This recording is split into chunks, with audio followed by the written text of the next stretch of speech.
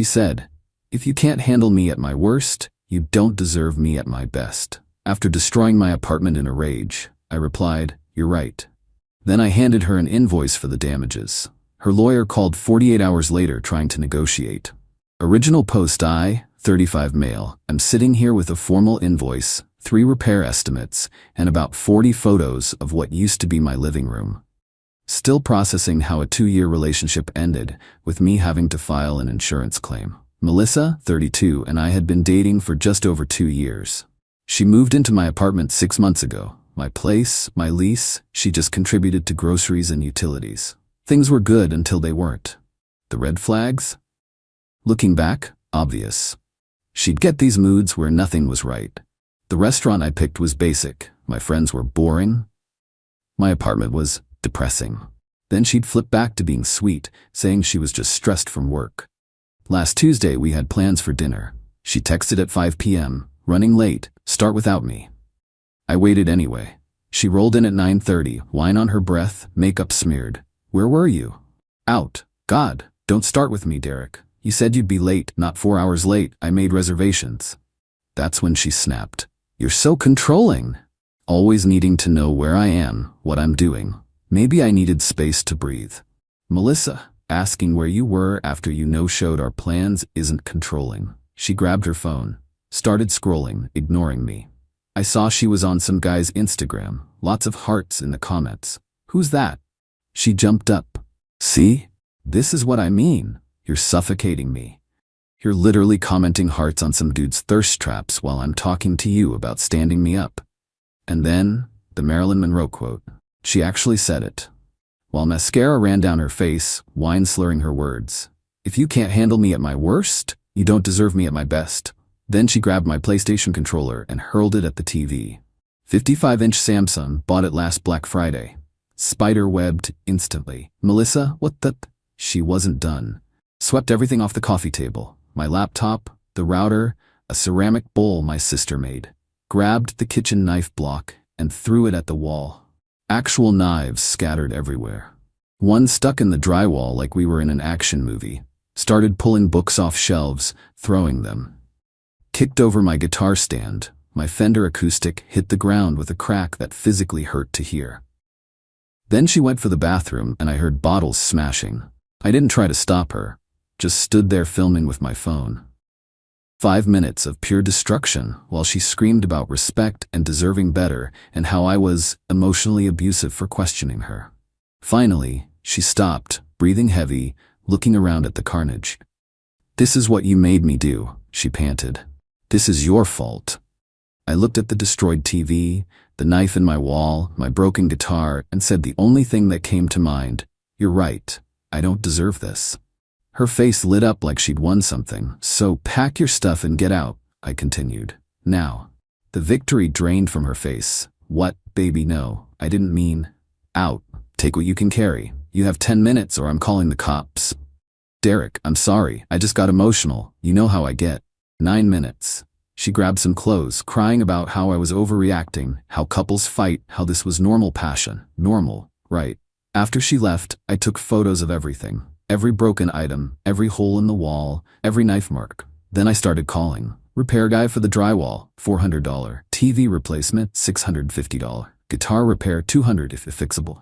Laptop screen, $300. Router, $80. Coffee table glass, $150. Bathroom damage, $75. My sister's bowl, priceless, but I quoted $50. Total, $1,905. Plus 1 day of lost wages for dealing with repairs, $280. Grand total, $2,185.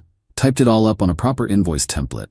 Itemized. Professional. Even added a 30-day payment term. Printed 3 copies. Next morning knocked on her friend Jessica's door where I knew she'd crashed. Handed her the envelope. "What's this?"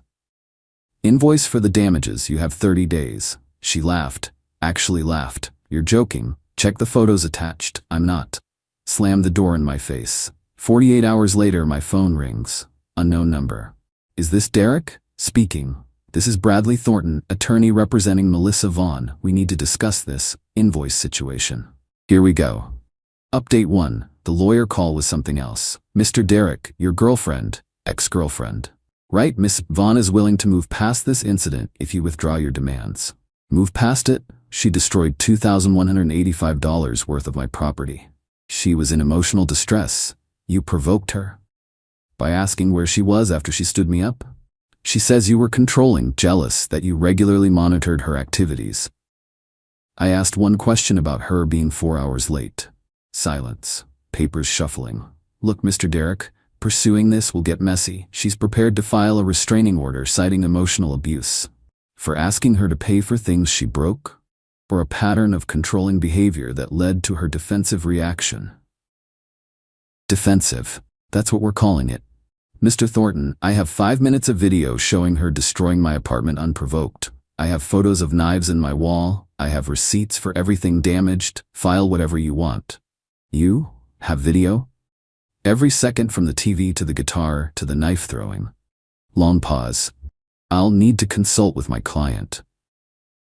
That was Thursday. Friday, Melissa showed up at my work. Security wouldn't let her into the building, so she waited by my car. 5 of my coworkers saw her there, crying, "Derek, please, just talk to me." "Melissa, your lawyer said not to contact each other." "Screw Bradley. He's Jessica's cousin. He doesn't get us." "There is no us. Baby, I was drunk. I was upset. You know, my dad issues make me act out sometimes." Ah yes, the dad issues. Her excuse for everything from not paying rent to flirting with bartenders. "Your dad didn't throw knives at my wall." "I'll pay for it. Okay, I'll pay. Just take me back." "Then pay. Venmo's still the same."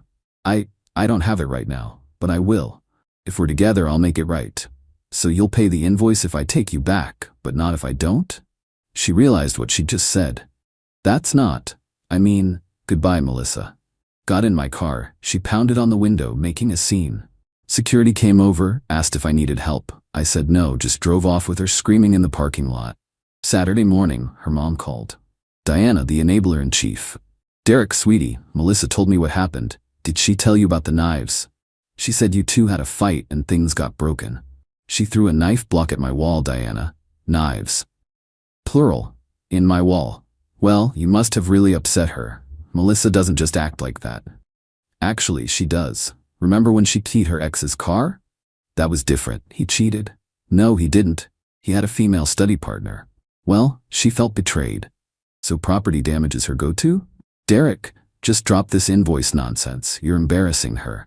"She embarrassed herself. If you ever loved her, I loved who I thought she was. That person wouldn't have destroyed my apartment." "Doll, $2,000 is nothing to you." "It's not about the money, Diana.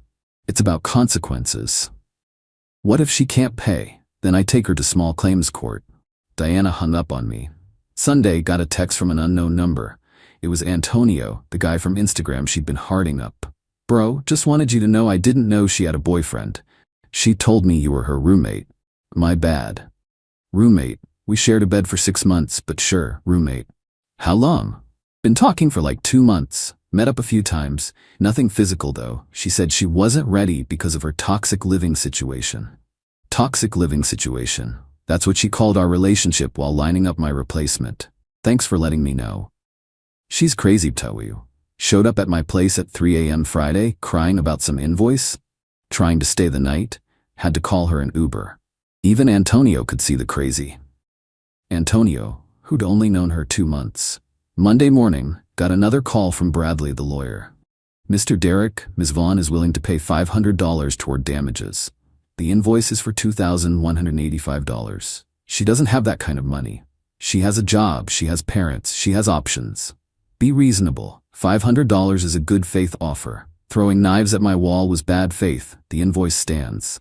If you pursue this, we'll countersue for emotional distress." "For what? Breaking up with her after she destroyed my apartment?" "For the trauma of being filmed without consent during a mental health crisis." Mental health crisis? Is that what we're calling temper tantrums now? "Mr. Derek?" "Mr. Thornton, she was filmed in my apartment, destroying my property. I had every right to document it. See you in court." Hung up. Then I did something petty.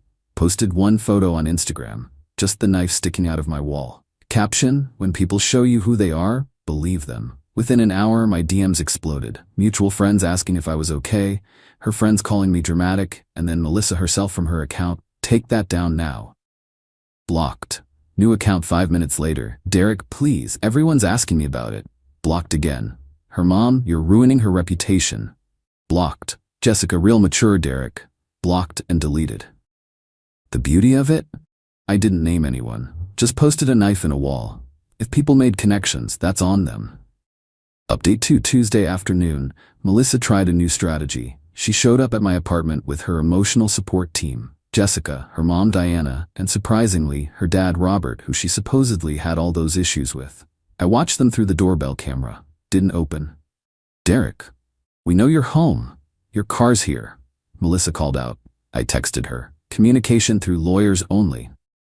I fired Bradley. Please, my dad wants to talk to you man to man. Robert, the absent father who allegedly caused all her problems, cleared his throat. Son, I drove 2 hours for this. Least you can do is hear me out. I opened the door but kept the chain on. Mr. Vaughn. Derek, look. My daughter, she's passionate, gets that from her mother. Diana huffed. Robert? What? It's true. You threw my golf clubs in the pool when I forgot our anniversary. That was different. How? Melissa cut in. Can we focus? Derek, baby, I'm getting help. I found a therapist. When? Well, I'm going to. Tomorrow. I promise. You're gonna find a therapist tomorrow? Yes. I already Googled some. I started to close the door. Wait. She pulled out her phone. Look, I'll pay something now. She made a show of opening Venmo. Sent me $50. The invoice is for $2,185. It's a start. Shows good faith. You know what would show good faith? Paying the whole thing. Robert stepped forward. Son, be reasonable. She doesn't have that kind of money. She had money for bottomless mimosas with Antonio last Tuesday. Dead silence. Melissa went pale. How did you? Antonio messaged me. Felt bad about the whole roommate lie. Robert turned to his daughter. Who's Antonio? Nobody. A friend. Jessica jumped in. Derek's being paranoid again. I pulled out my phone, showed Robert the screenshot Antonio sent. Melissa and him at some bougie brunch place. Her caption, upgrading my life with this one. Posted the day before she destroyed my apartment. Robert's face went red. Melissa, you told me Derek was abusive and controlling. He is. Look what he's doing. What? Asking you to pay for things you broke while cheating? I wasn't cheating. Diana tried damage control. Robert, not here. No, Diana, I drove 2 hours because you said our daughter was being abused. This boy has a knife hole in his wall. She was emotional. She was violent and apparently cheating. They started arguing among themselves. I slowly closed the door. Could still hear them in the hallway for another 10 minutes. Wednesday, got a call from my insurance company. They'd reviewed my claim. Mr. Derek, we'll cover the damages minus your deductible. How much is that? $500 deductible, so we'll pay $1,685.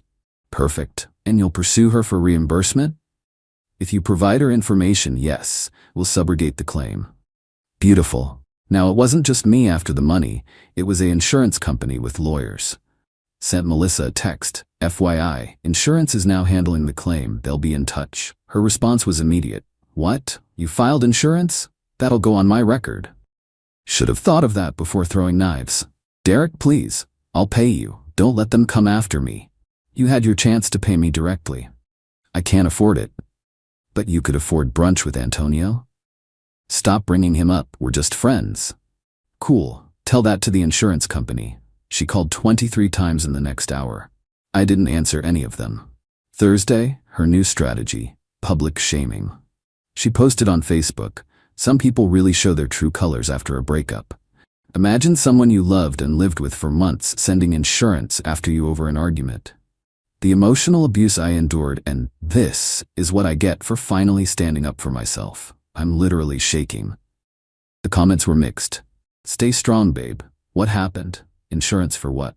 Girl, didn't you throw knives at his wall? That last one was from mutual friend Kyle. Melissa deleted his comment immediately. I didn't respond, just screenshotted it for my records. Friday morning, 8 a.m., process server knocked on my door. I was being sued. Melissa was claiming illegal eviction, emotional distress, defamation, theft of personal property. Theft. Interesting. Her filing claimed I kept some of her belongings when I forcibly removed her. Also claimed the Instagram post caused her to lose business opportunities. She works retail at a clothing store. Called my insurance company. They said they'd provide a lawyer since it stemmed from the property damage claim. Sometimes paying for good insurance really pays off. Met with the insurance lawyer, Stephen, that afternoon. He reviewed everything. She has no case, he said, actually chuckling. You have video of her destroying property, admitting she was drunk and throwing weapons. This is desperation.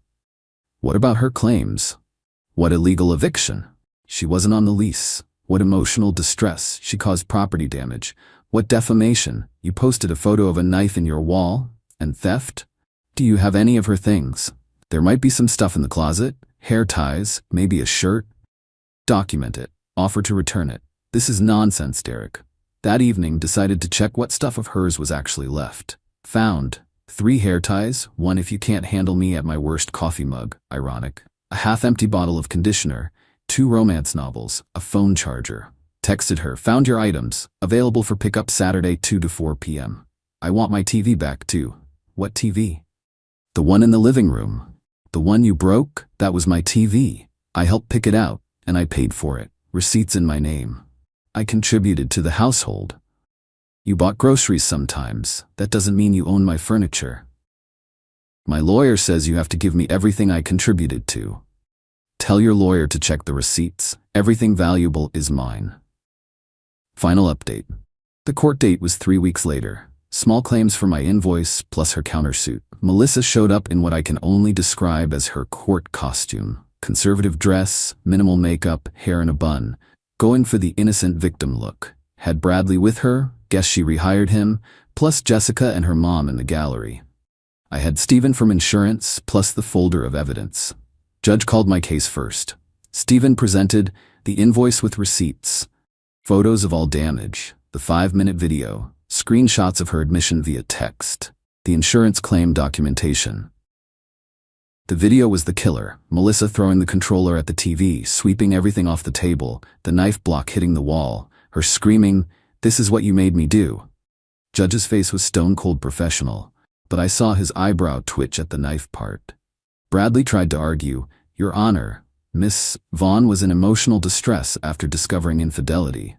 "What infidelity?" Stephen interrupted. "There's no evidence of Mr. Derek being unfaithful.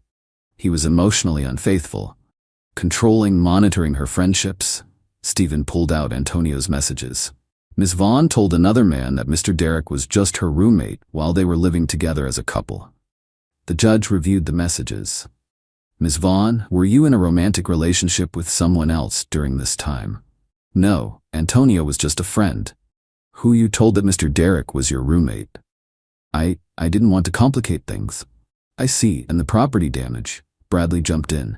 "A momentary lapse in judgment due to sustained emotional abuse." The judge cut him off.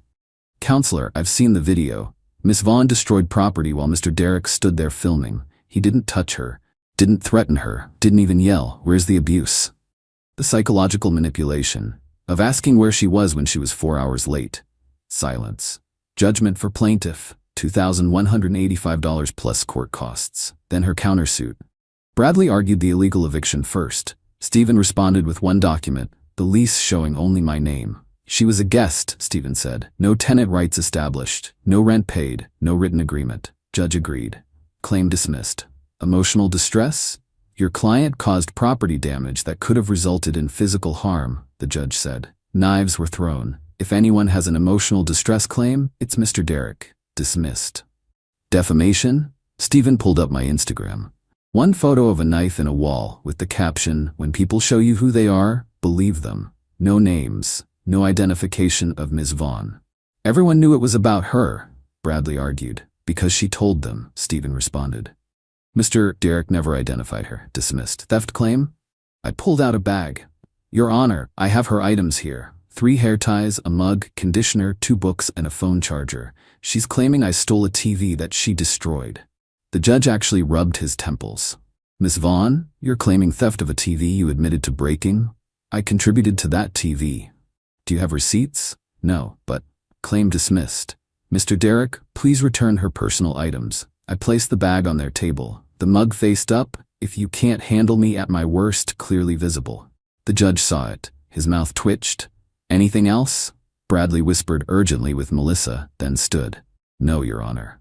Walking out, Melissa couldn't help herself. Loud enough for everyone to hear. "This is bulls. You ruined my life over things, material things. The judge called back. Miss Vaughn, you ruined those things yourself, and you now owe $2,385 including court costs. Payment due in 30 days or wages will be garnished. In the parking lot, Diana approached me. Happy now? You got your money. I got accountability. She loved you. She loved what I provided. There's a difference. Robert was waiting by their car. He nodded at me. Just a nod, but it said everything. 2 weeks later, got a notification from my bank. Melissa had paid, full amount, heard through Kyle that her parents paid it to avoid wage garnishment hitting her credit. She texted from another new number. I hope you're happy. You won. I'm in therapy now, because of you. I didn't respond, but I did finally replace the TV. Got a 65-inch this time. The knife hole is still in the wall though. Landlord said he'll fix it when I move out. Take it from the deposit. I kind of like it there for now. It's a good reminder, when someone tells you they're too much to handle, believe them the first time. Antonio messaged me last week. Bro, she showed up at my job. Had to get security involved. You weren't kidding about the crazy. Told you. She said I ruined her relationship and owe her money. For what? Emotional damages. She has a whole invoice. I laughed for 5 solid minutes. Melissa learned the wrong lesson. Instead of understanding consequences, she just learned to document first. Some people never change. As for me, I'm good. Apartment's fixed, learned to scream better, and I have a great story about the ex who literally threw knives at me, then quoted Marilyn Monroe. My new dating profile bio: if you can't handle me at my worst, that's completely reasonable and shows good boundaries. Haven't had to use the invoice template again. Yet.